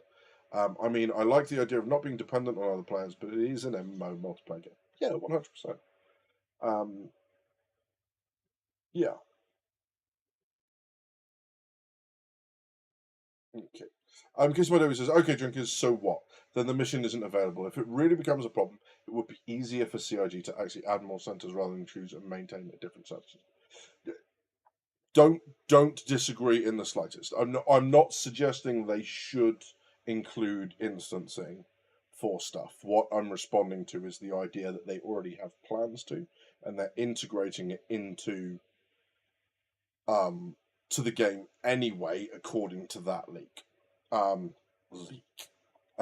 So I'm trying to, in my head, I'm just thinking out loud about the cases for using it versus not using it versus, because 5 on a planet is a lot. What happens if it's only 1 per planet? What happens if you have locations where you can, there's a very unique mission, but you can never get it because there's a queue of like 40, 50 groups always waiting to do it because it's the only location. One way you can ease that completely is by instance. And again, that's not a case for or against. I'm just thinking why, when Chris Roberts has been so keen about everything taking part in the same space, and like them talking about shards seems to be because of technical limitations, not because they want to run shards. Why would they suddenly then go for instancing? And I think that's the strongest argument for instancing, is not that it's easy, not that it's a workaround, not that it's any of those things. It's that, look, we get it, but it's going to be incredibly hard for you to even access this content. If we don't do it, I think that's probably their strongest argument. That's kind of the point that I'm making, right? My gut says they should instance as little as possible. Even with tutorials and stuff like that, because I feel like one of the strengths of this game is when people find a player who's willing to help them, is how quickly that gets them into the community. Meeting other people, being in the same Discord as a bunch of players, just having a chat with them, and then, "Oh, I can help you with that," and, "Oh, I really want this ship. Oh, I've got one. Do you want to take a look at my hangar?" It's that sort of stuff. So I don't like the idea of instancing a lot in a game like this, because I think the biggest strengths are going to be with playing with other people. Now, whether that means you join a big org, or whether we're talking about just 1 or 2 other friends, applies to both equally. But I really do think the way you get the most out of this game will be to play with a couple of other people at minimum, right? And that's it. So that's it. I'm not trying to make the case either way. And apologies if I've kind of come off as that. That's not the effect that I was trying to have. Yeah. No. You're all good. No, Kiss. It's all good, man. Don't worry about it. It's passion, right? We love the game. And people get passionate when they see decisions that they go in, "Well, this doesn't really make sense. This is threatening the original concept and the reason why I love this game." It's cool, man. We're all here. That's what we're here for, right? Avi says, "To me, the biggest issue with instancing as well as the cost. If it was the players self-hosting the server, sure, but for every player that balloons CIG's overhead, I've seen it, and you just can't see it." No, that's fair enough. They took the modder's self-hosted book off CIG web store, so not sure how that's going, but I have concerns on the financials. CIG doesn't make enough to afford that long term. Yeah, one of the big questions that everyone seems to have is how CIG remains financially viable in the long run, because they don't seem at the moment at all willing to consider a subscription model, nor should they. I have a feeling they'll continue doing it in the way that they have at the minute, where they'll do ship sales. The people that buy it get it 6 months before everyone else, in exactly the same way that we get it, and then it rents 6 months, 3 months down the line. I think that's probably the most likely at this point. And then selling things like I don't have a problem with them selling skins, right?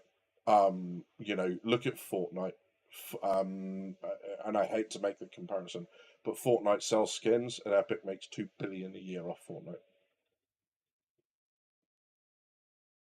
If skins don't give you an advantage, right? Especially not if they're giving you the gaudy ones. If all the cool camo is stuff that we can all get hold of, and they just sell stuff in game,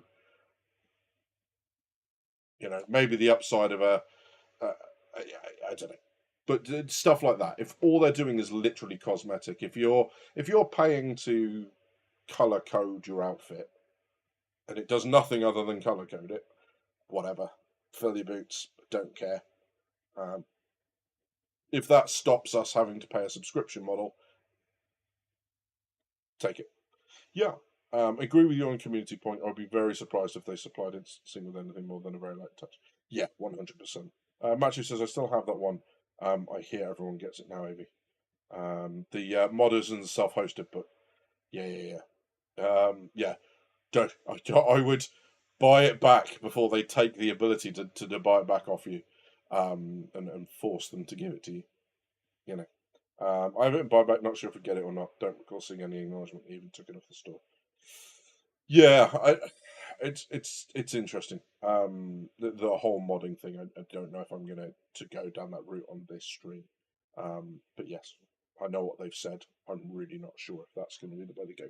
Let's finish off the video. Content in a massive multiplayer server is extremely challenging, as was already shown by Siege of Orison and some of the other big game events. Small-scale events can have fun things triggered at just the right moments to great effect. Now that's some pretty juicy leaks for this start of the year. Honestly, it seems kind of in line with what CIG used to show us in terms of their upcoming plans for the game to sort of build hype, but it just sort of backfired on them too much with missing those deadlines. So this sort of seems like the internal indicator of their roadmap just being leaked to the public. And frankly, the 3.23 patch will give us a good indicator of how accurate, or I should say reliable, this information is.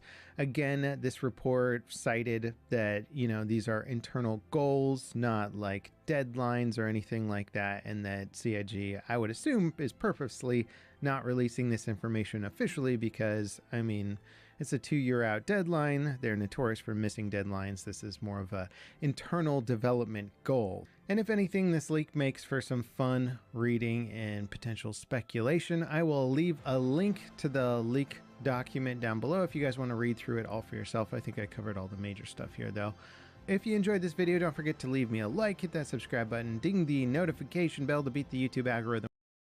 Did I miss the big reveal that he said wasn't going to come at the end, or was that the whole 4.0 pyro meshing or release date thing?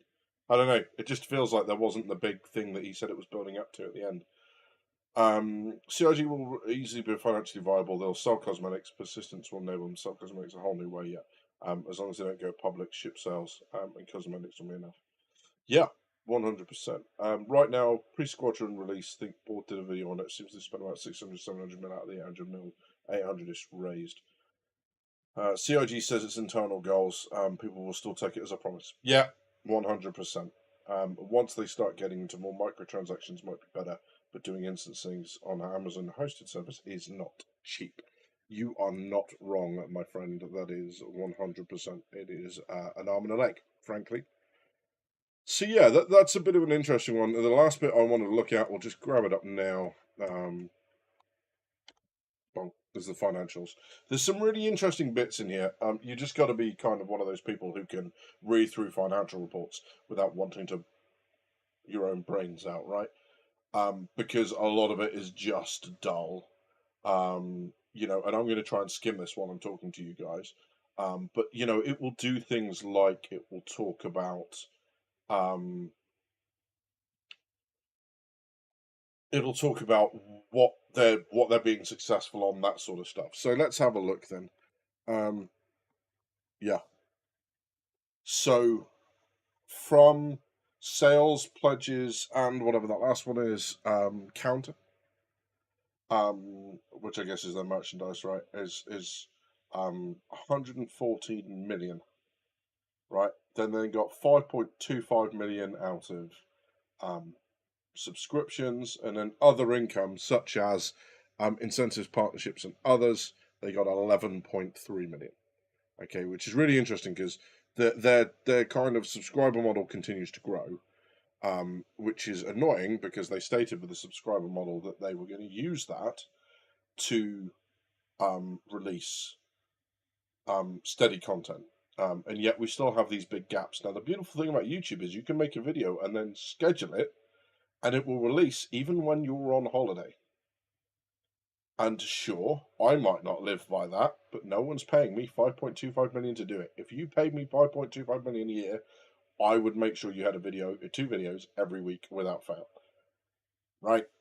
So that's kind of my issue with that. But once again, a significant increase over last year, and it doesn't even look here to be linear, right? If you look at the average between 2018 and 2021, the last four, other than 2022 on that, yeah, it's still increasing. Might be a fluke, but we don't know. Let's see. So what's really interesting here, it says 2022 continued the trend of record-breaking growth, with revenue up 32% to 114 million, fueled by a growth in player numbers and increased player time arising from regular content delivery. Okay, and stability throughout the game. Yeah, good luck with that. So yeah, then this is interesting. So one of the things here is it says, and I'll just highlight the section for you. The vast majority of revenues are starter pack pledges granting access to the Star Citizen Alpha game, as well as spaceships and digital items immediately delivered and playable in the game. Now, that's kind of sneakily worded because they could, of course, be talking about the fact that actually they could be just grouping those all together and going, yeah, well, we made money from starter pledges and all that sort of stuff. So it doesn't actually single them out, okay? But it does say, interestingly, a significantly smaller fraction of revenues came from pledges for concept ships, which all come with an included loaner ship. Okay, so concept sales, not a massive part of their thing. So when they say, why are we seeing fewer concept sales, that could be part of it, right? Is that they don't make them that much money due to exchange differences and small items. Yeah, blah blah blah blah blah. Great. Okay, trading costs. That's just boring. It doesn't need to be going into at all. So a couple of things in here. Now it's worth looking at things like salaries and that, because in here, if there's a significant increase, or like they've hired a whole bunch more people, they'll actually make a comment about why the salaries have gone up. And this is what I mean about reading financials and being able to pick out the relevant bits of information. So yeah, so it says salaries and related costs represented the total employee costs within the group. This shows that salary costs increased in both territories, 6% up in the rest of the world and 16% in the US. Okay, they did say that part of this was trying to make things easier for people. So they say, despite generous pay awards designed to help cope with the rising inflationary pressures felt throughout the economy. So they are trying to trying to help their staff out a little bit as well. So what's interesting here is the US salary increased by 16% despite a reduction in headcount. Yeah. But additions were at the opposite end of the staff seniority spectrum. So in other words, although they're having fewer people, they are more senior in the US. So the individual salary is higher. That's why there's been the bump, despite the fact they're not employing as many people as they were. And we'll see that in just a second. Yeah. So development costs and blah blah blah blah blah. Contracted game development costs. So they increased 24%. That's quite savage. Down external services used by the rest of the world, down 48%. So that's cool. US in the opposite direction, 54% increase. God damn it, America! You keep mucking it up. But then, it kind of shows you a breakdown of where the money's going. Let's get to the interesting bit. Headcount analysis. So this is 2022. So this is, almost 2 years old now, this information. But what you're looking at here is headcount analysis by region. You've got USA in blue, rest of the world in red. Okay, and then by discipline development, you're looking at the darker, the lower of the two line graphs. You're looking, I'll just get that above my head. There we go. You're looking at the lower dark section. Okay, so of the 860 staff, 610 of them were developers in 2022. So there are 610 developers working on this game.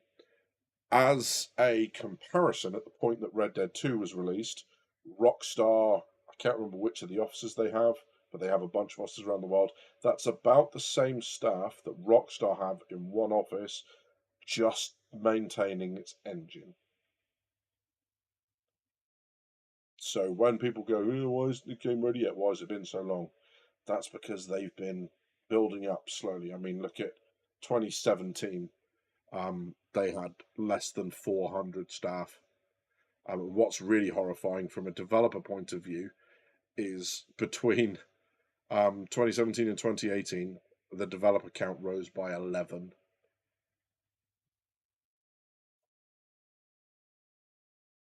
Right, so yeah, it's a little bit kind of scary.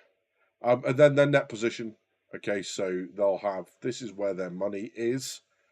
Yeah, and you've got basically money going across. So they're looking fairly healthy. They've got about 64 mil after investments sat in their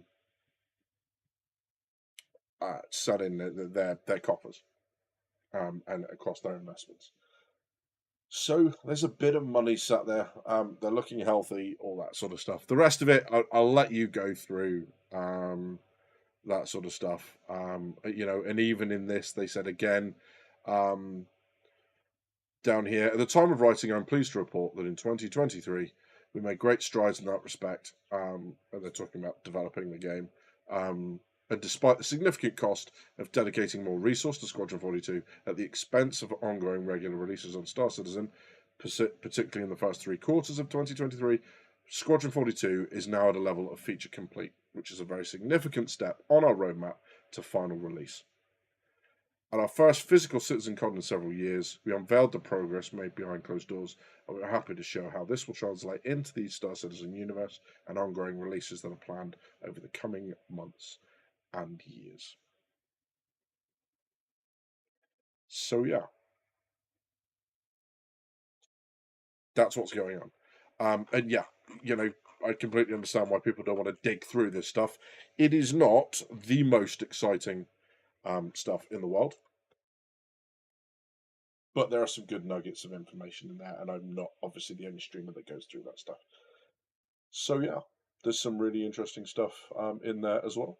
The last thing I suppose we could do if we wanted is we could have a very quick look, nay, a sneak peek at an upcoming video, which might be quite good fun. So let's give that a go and see where we are. And I will. Wow, I've got to catch up with some chat. Let's have a look. Yeah, big reveal was SC releasing in 2 years. Yeah, yeah, you didn't make enough of that for me. It didn't stand out for me at all. Yeah, that stuff. The thing as well is the expenses not great. I think it was the Euro branch had 10 months of expenses, which was kind of wild. Think that reduced concept sales are why they focus so heavily on the backlog. This and last year personally. Yeah. I mean, keeping staff sure, but if you read in the Euro, I think it said it went from 2 mil to 12 mil. That's wild to me. Stuff it badges, Murica. Oh, God, not this again. Stop it, the lot of you. Imagine 2024 gives us a tsunami of content. We can only hope, mate. Yeah, I mean, even if it is just these small quality of life improvements, being able to interact with your weapon, better scopes, the star map. Please God, the star map. all that sort of stuff. It's going to be a good year, I think. And Pyro, right? I definitely hope they certainly showed a lot of stuff that will make significant strides in the playability SC. Yeah, 100%. That stuff is beginning to look pretty tasty. So I'm just gonna go and grab this. So this should be quite good fun. I haven't adjusted the audio levels. Oh, so there is a reason.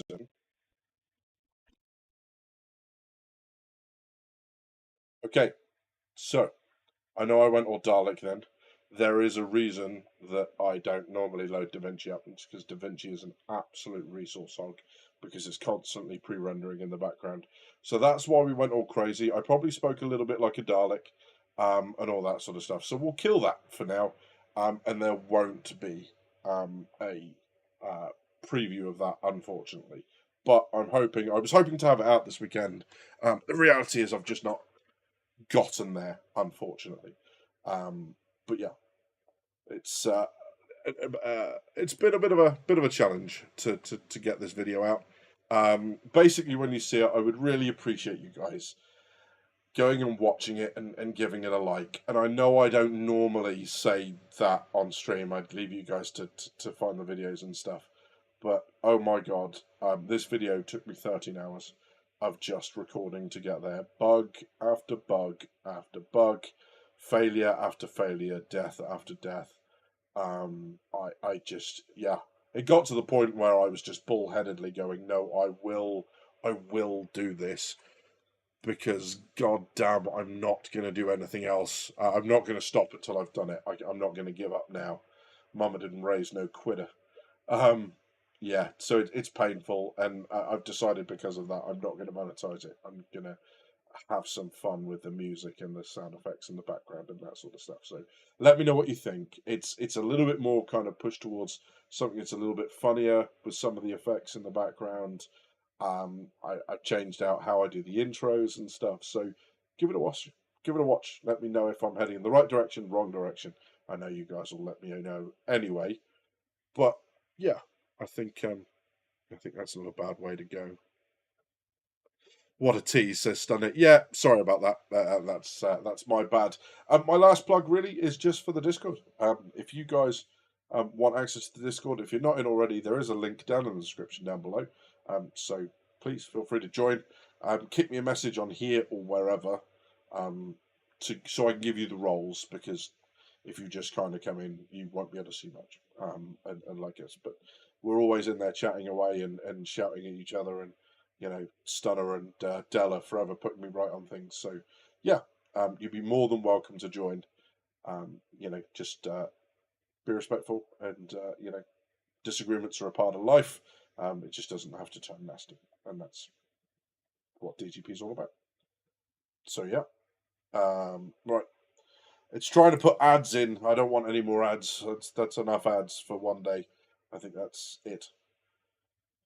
But yeah, I think it's going to be interesting to see what goes on next week, next month or so, up into the new report, to let them start finding their feet, integrate the new people into the teams, and start making some progress into the game.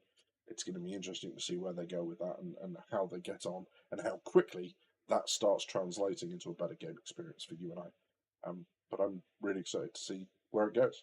And I'm kind of interested in getting to, like, I don't know, just before Christmas, and looking back on this stuff and finding out how naive or not we were being, because I think that'll make for some interesting reading. I don't know about you guys, but I'd be very, very interested to know what it says. So yeah, apologies for being a tease. I'll end the poll throughout that, and let's have a look at the results. So 23% said no, you rotters. Stream 35%, video 41%. We'll have a look. I'll maybe put something short out, and if there's a good response to it, I can do something larger, or do that on stream. But I'm looking forward at some point in the near future to doing Squadron Fighter 2, the tech space adventure using ChatGPT that I've been training up into all the lore and all that sort of stuff.